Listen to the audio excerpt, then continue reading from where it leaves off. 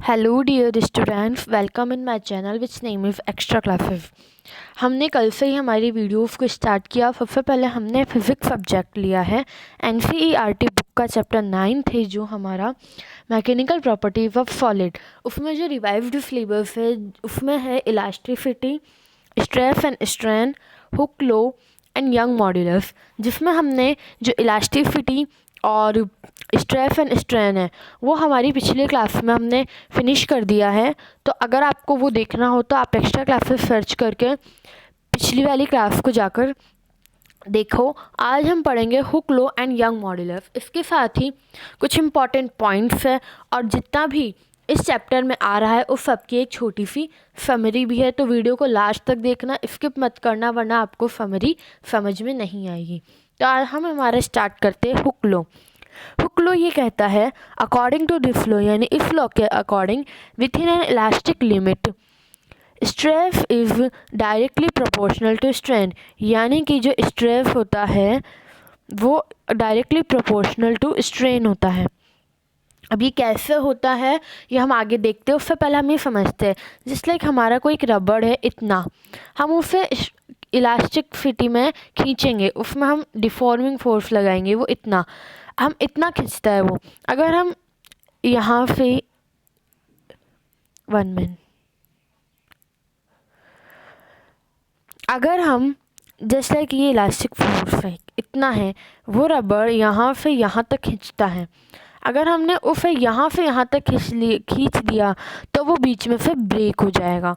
वो बीच में से ब्रेक हो जाएगा तो वो हुक लॉ नहीं कहलाएगा।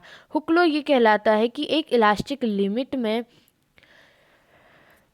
जो इलास्टिसिटी प्रोड्यूस होती है उसमें जो स्ट्रेस यानी एक डिफॉर्मिंग फोर्स और उसका एरिया उसमें जो चेंज आता है यानी स्ट्रेन उसके प्रोपोर्शनल होता है। ये आपको और बारीकी से स्ट्रेस और स्ट्रेन हमारी पिछली वीडियो में समझ में आएगा। उसका लिंक मैं आपको डिस्क्रिप्शन में प्रोवाइड कर दूंगी ताकि आपको ईजीली रहेगा उस वीडियो को सर्च करना। अब हम हुक लॉ में आगे बढ़ते हैं। आगे है coefficient of stress proportional to strain, यानी हमने देखा कि इसमें जो स्ट्रेस होता है वो डायरेक्टली प्रोपोर्शनल होता है स्ट्रेन के। प्रोपोर्शनल को हटाने के लिए हम इज इक्वल करके कोई सा भी कांस्टेंट टर्म लगाते हैं। तो हम इसमें कांस्टेंट टर्म ले लेंगे ई, क्योंकि एक इलास्टिक लिमिट हो रही है इसमें। ये जो कांस्टेंट टर्म हो जाएगा ये कोएफिशिएंट हो जाएगा। ये कांस्टेंट टर्म एक जैसे stress if directly proportional to strain है, उसमें हमने कोएफिशिएंट हटा के इज इक्वल में ई लगा दिया। तो ये हमारा क्या हो जाएगा, कोएफिशिएंट हो जाएगा, कांस्टेंट टर्म हो जाएगा, जिसे हम इलास्टिसिटी कोएफिशिएंट या इलास्टिसिटी मॉड्यूल बोलेंगे। तो ये हमारा हुक लॉ फिनिश होता है। अब हम आगे पढ़ते हैं यंग मॉड्यूलस। यंग मॉड्यूलस में क्या है, यंग नाम के एक साइंटिस्ट थे। यंग नाम के एक साइंटिस्ट थे, उनके अकॉर्डिंग 3 इक्वेशन बनाई गई जिसके अकॉर्डिंग ये यंग मॉड्यूलस का फॉर्मूला बना। फर्स्ट जो उनकी इक्वेशन थी वो थी टू चेंज इन लेंथ। अगर लेंथ में चेंज होता है तो जो फोर्स अप्लाइड हो रहा है उसके डायरेक्टली प्रोपोर्शनल वो लेंथ चेंज होगी। अगर लेंथ में चेंज होगा तो उसमें कुछ ना कुछ एरर आएगी।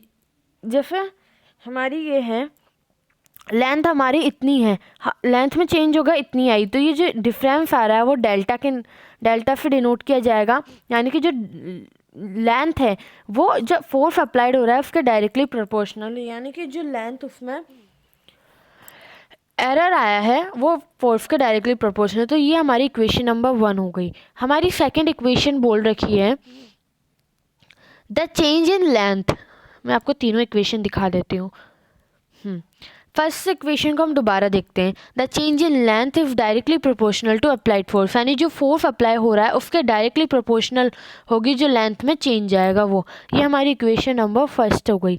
सेकंड बोल रखा है हमें द चेंज इन लेंथ, अगर लेंथ में चेंज होगा तो वो उस ऑब्जेक्ट की जो लेंथ होगी उसके भी डायरेक्टली प्रोपोर्शनल होगा। यानी कि ऑब्जेक्ट उसकी लेंथ डेल्टा एल है, उसके डायरेक्टली प्रोपोर्शनल जो ऑब्जेक्ट की लेंथ है वो उसके होगा। क्योंकि बाय चांस अगर मान लो ऑब्जेक्ट की लेंथ इतनी है, उसमें चेंज हुआ ऑब्जेक्ट की लेंथ इतनी हुई, तो ये तो डेल्टा एल से डिनोट होगी और ये जो ऑब्जेक्ट की लेंथ है वो एल, यानी कि जो डेल्टा एल है वो डायरेक्टली प्रोपोर्शनल टू लेंथ है। ये हमारी इक्वेशन नंबर 2 बन गई। अब सेकेंड इक्वेशन में थ्योरी नहीं है, सेकेंड इक्वेशन मैंने डायरेक्ट लिख ली है। अब सेकेंड इक्वेशन को समझते हैं। The change in length is inversely proportional to its inversely proportional to its area, यानी जो लेंथ में चेंज होगा वो उसके एरिया के भी इन्वर्सली प्रोपोर्शनल होगा। हमने स्ट्रेस का फॉर्मूला पढ़ा था, डिफॉर्मिंग फोर्स अपॉन एरिया, यानी जितना फोर्स अप्लाइड होगा उतने एरिया से डिवाइड करके हमारे स्ट्रेस आ जाता है। बट ये जो एरिया है उसके इन्वर्सली प्रोपोर्शनल होता है। तो ये हमारी इक्वेशन नंबर 3 बन गई। अब equation number first, second and third, तीनों इक्वेशन को मिला के क्या बनता है, यंग मॉड्यूलस का फॉर्मूला। आते हैं हम समझते कैसे। हमारे था इधर लेफ्ट हैंड साइड था हमारा डेल्टा एल, ओके। तो left hand side delta L if directly proportional to, first में किससे था, फोर्स में, सेकंड में किससे था, लेंथ में, और थर्ड में किससे था, 1 अपॉन एरिया, यानी cause inversely proportional to its area. यानी हमारा जो ये है फॉर्मूला, ये आ गया। उसके बाद जो लेंथ है उसे लेंथ के हम नीचे ला देंगे, लेंथ को लेंथ के नीचे ला देंगे, तो ये हमारे पास डबल निकल के आए। अब उसके बाद प्रोपोर्शनल हटाने के लिए प्रोपोर्शनल हटाने के लिए कांस्टेंट टर्म कोएफिशिएंट की नीड होती है। तो कोएफिशिएंट हम क्या पढ़ रहे हैं यहाँ, यंग मॉड्यूलस। तो कोएफिशिएंट हमारा इक्वल लग के यंग मॉड्यूलस लग जाएगा, और ये लेंथ की साइड लगेगा। तो ये हमारा क्या हो गया, यंग मॉड्यूलस का एक फॉर्मूला। हम आगे समरी में और इसे डिटेल से पढ़ेंगे। नेक्स्ट है, और जो y क्या होगा, यंग इलास्टिसिटी मॉड्यूलस बोलेंगे y को।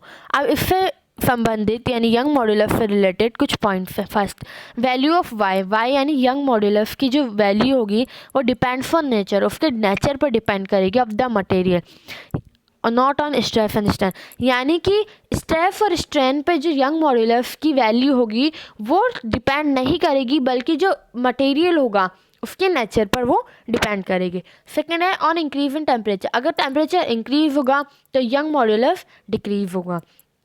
थर्ड है, on adding impurities in values of Y, अगर कोई यंग मॉड्यूलस के अंदर कुछ भी इम्प्योरिटीज़ को अपन ने ऐड कर दिया वैल्यूज में, तो मे बी इंक्रीज और डिक्रीज। तो वाई जो यंग मॉड्यूलस होगा वो इंक्रीज भी हो सकता है और डिक्रीज भी हो सकता है। नेक्स्ट है फोर्थ लास्ट पॉइंट, जो हार्डनेस ऑफ सब्सटेंस है उसका डिक्रीजिंग। फर्स्ट होता है हमारे पास स्टील, स्टील के बाद कॉपर,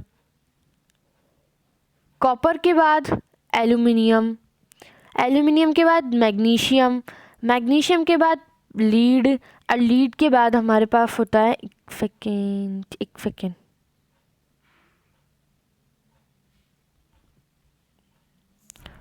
स्टील, स्टील के बाद कॉपर, कॉपर के बाद एल्यूमिनियम, एल्यूमिनियम के बाद मैग्नीशियम, मैग्नीशियम के बाद लीड, एंड लीड के बाद हमारे पास आएगा नायलॉन। ये इसका डिक्रीज इन ऑर्डर होता है। सबसे हार्ड स्टील, उसके बाद copper, then aluminium, then magnesium, then lead, and then हमारा नायलॉन।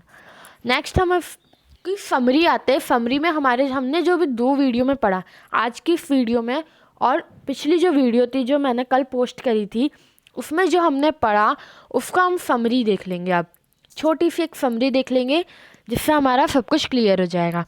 तो फर्स्ट है, इलास्टिसिटी क्या होती है, the property of material body by virtue of which it regains it's original configuration on removal of the deforming force is called elasticity. मैंने कल 2 type के force बताए थे, रिस्टोरिंग फोर्स और डिफॉर्मिंग फोर्स। रिस्टोरिंग फोर्स और deforming force में क्या अंतर है, डिफॉर्मिंग फोर्स होता है जब हम इलास्टिक को जितना खींचते हैं वो उसका डिफॉर्मिंग फोर्स होता है, और जो इलास्टिक आके अपनी ओरिजिनल वैल्यू में आ जाता है वो उसका रीस्टोरिंग फोर्स होता है। तो जब किसी भी बॉडी है, मतलब किसी भी मटेरियल की जो बॉडी है, अगर वो डिफॉर्मिंग फोर्स अगर उसमें रिमूवल होता है और उसकी वो ओरिजिनल शेप में आ जाता है तो वो क्या कहलाता है, इलास्टिसिटी। नेक्स्ट हमारा पॉइंट है, the ratio of change in configuration of the body to its original configuration if called stand, यानी कि जो ओरिजिनल कॉन्फिगरेशन होता है, यानी रिस्टोरिंग फोर्स, फिर और उसका जो रिस्टोरिंग फोर्स और ओरिजिनल कॉन्फिगरेशन का रेशियो क्या कहलाता है, स्ट्रेन।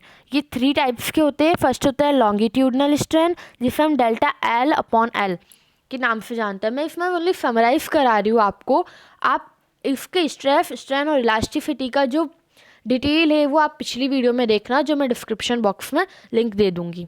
सेकेंड उसका पार्ट होता है वॉल्यूम स्ट्रेंथ, जिसे हम बोलते हैं डेल्टा वी अपॉन वी। और थर्ड होता है शेयरिंग स्ट्रेस, जिसे बोलते हैं theta is equals to delta X upon L. ये तीनों इंपॉर्टेंट है, जिसे मैंने पिछली वीडियो में अच्छी तरीके से डिटेल से समझाया है, तो आप प्लीज़ वीडियो को देखना। वीडियो पसंद आए तो लाइक करना और चैनल को सब्सक्राइब करना मत भूलना। अब हम आगे पढ़ते हैं। आगे हमारे पास है stress, the interval deforming force, यानी कि जो डिफॉर्मिंग फोर्स होता है वो कितने एरिया में हुआ वो हमें बताता है स्ट्रेस। ओके, इसका फॉर्मूला होता है हमारे पास डिफॉर्मिंग फोर्स अपॉन एरिया, और इसकी जो यूनिट निकाल लेंगे वो कैसे निकालेंगे, फोर्स की यूनिट होती है न्यूटन और एरिया की यूनिट होती है मीटर पर सेकेंड, मीटर पर स्क्वायर, सॉरी मीटर स्क्वायर। तो ये हमारा क्या बन जाएगा, स्ट्रेस की यूनिट। नेक्स्ट इसकी डायमेंशन होगी m1 l-1 t-2। इसके बारे में भी मैंने आपको कल की वीडियो में डिटेल से बताया, तो आप प्लीज़ कल की वीडियो देखना मत भूलना। और इसमें स्ट्रेस में होते हैं दो फॉर्मूले, सॉरी दो पार्ट होते हैं। एक तो नॉर्मल स्ट्रेस होता है जो किसी भी सरफेस प्लेन की क्या होता है, परपेंडिकुलर। इसमें दो होते हैं, tensile stress and compressive stress. Tensile stress में क्या होती है, लेंथ और वॉल्यूम इंक्रीज होती है, और कंप्रेसिव वो कंप्रेस होगा, छोटा होगा, तो उसकी वैल्यू क्या हो जाएगी, डिक्रीज हो जाएगी। नेक्स्ट टेंजेंटियल शेयरिंग स्ट्रेस, वो सरफेस के पैरेलल होता है। नेक्स्ट है हुक लॉ के बारे में हम समरी देखते हैं।